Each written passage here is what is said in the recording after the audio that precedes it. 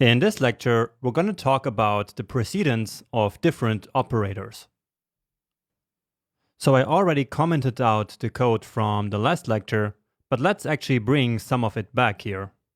And in particular, the calculation of these ages. So like this, and then also this code that we discussed by the end of the last video. Remember that? So the question that I asked by the end of the last video was why these two subtractions here, so this one and this one, are executed before this comparison operator. So basically the question is, why does this work? Okay, because we see that it does actually work. So this number here is clearly going to be higher than this one. Well, it works this way because JavaScript has a well-defined order of operator precedence. So basically the order in which operators are executed. And to actually see the precedence of all the different operators, let's check out a very handy precedence table. So let's Google MDN, which stands for Mozilla Developer Network, and then Operator Precedence. And so the one you're looking for is this one. So the one that starts with developer.mozilla.org. So MDN is a very well-known and widely used documentation site, and we will actually use MDN a lot throughout the course. And in one of the future sections, I will show you a bit better how to use this site. But for now, we're looking for a table that is here on this page, and it's this one. So here we can see that grouping using parentheses here has the highest precedence of 21. And then we have all the operators that we already saw. So here plus, minus, plus, plus. So they have a precedence of 17. Then we have a bunch of other stuff here that we don't know yet. But here is also typeof that we already do know. We have the exponentiation operator that I showed you. We have all these math operators here. We have our comparison operators, right? We have some other equality operators here and a bunch of other operators. And this is actually a nice reference where you can see all the operators that exist in JavaScript in one handy table. But let's now stay in the context of our current example, which is this one here. And let's understand what exactly happens here in terms of operator precedence. So we already know that these two calculations here are done before the comparison. And so let's actually see that in the table. So here we have the comparison. So this greater than, and you see that it has a lower precedence than the subtraction here. So this has 14 and this has 12, right? And of course, you don't need to know any of these precedence numbers. Okay, don't worry about that. It doesn't matter. No one knows these. You just have to have a general idea of which operators are executed first. So usually all the math operators are executed before the comparison operators, for example, because that makes sense. And so with this, we explain why this kind of comparison that we have here works. Now in this table, we can also see which operators are executed from left to right and which one from right to left. Like, for example, the exponentiation operator is executed from right to left, while most operators, especially the mathematical ones, are executed left to right. For example,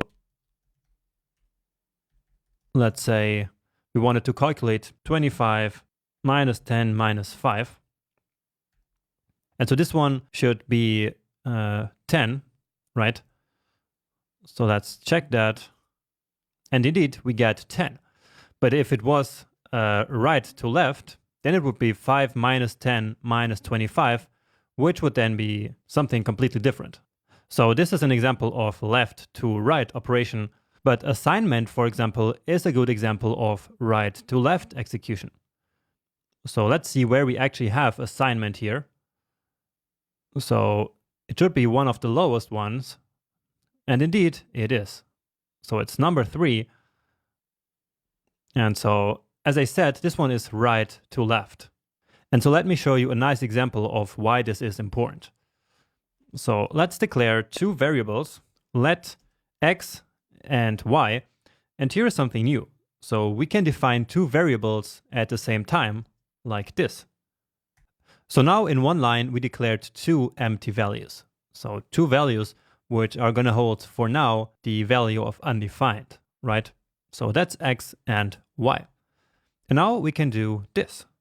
We can say that x should be equal to y should be equal to 25 minus 10 minus 5, which we already know is 10.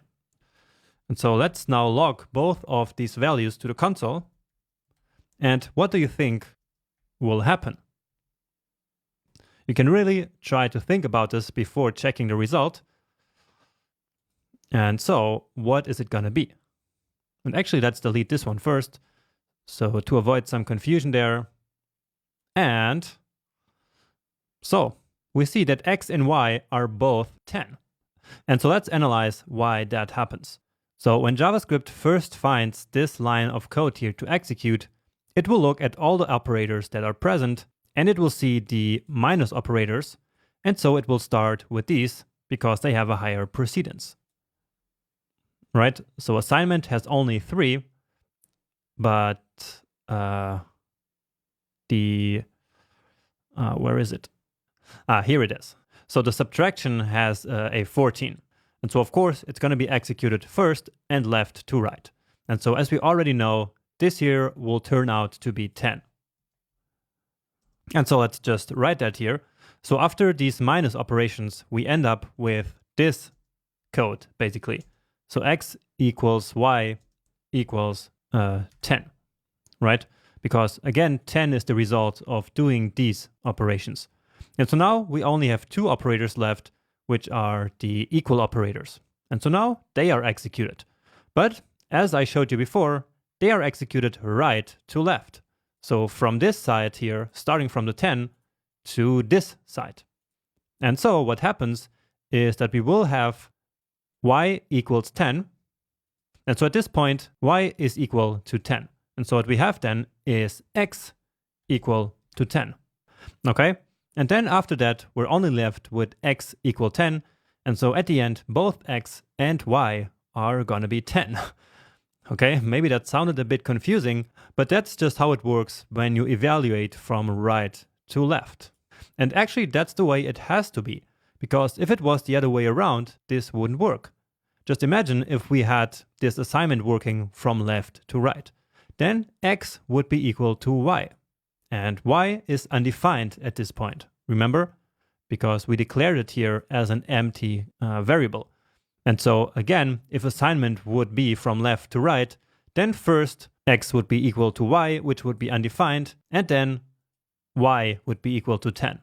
And so that's not the result that we expect here. And so once more, the way this works is actually very logical and makes a lot of sense. So I hope that made sense. And now to finish, let's just check out the one with the highest precedence, which is this grouping. So basically using parentheses. And that actually works just like in mathematics, where operations within parentheses are also executed first. So I hope you remember that from school. And a great example is to calculate the average of two values. So we have age Jonas and age Sarah. And so let's calculate the average age of these two people. So let's actually start by logging their ages to the console, just so we see. So age Jonas and age Sarah. And now I want to calculate the average. And actually, let's do that here above that. So let's say average age. And once more, don't forget the descriptive variable names. So average age describes exactly what this variable is going to hold.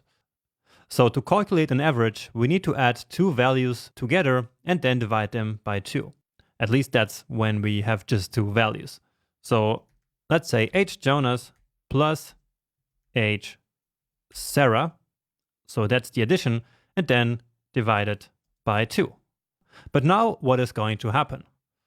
Well, according to our precedence table, we have the division here happening before the subtraction. So this is 15 and this is a 14. And so what happens first is H Sarah is going to be divided by 2, and then the H of Jonas is going to be added. So let's actually log that result here as well. And so here the average age is now 55.5, which really doesn't make any sense, because how can the average be larger than one of the two ages, right? And so that's where the parentheses come in. So by using parentheses, once more, just like in mathematics, we can make it so that this operation here is executed first. Okay, so basically everything that is within the parentheses which have the precedence of 21, right?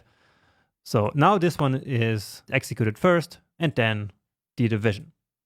And so, yeah, now it makes sense. Okay, I hope that wasn't too confusing. And now you're actually ready for your first coding challenge. So I hope to see you soon in the next video for your first challenge.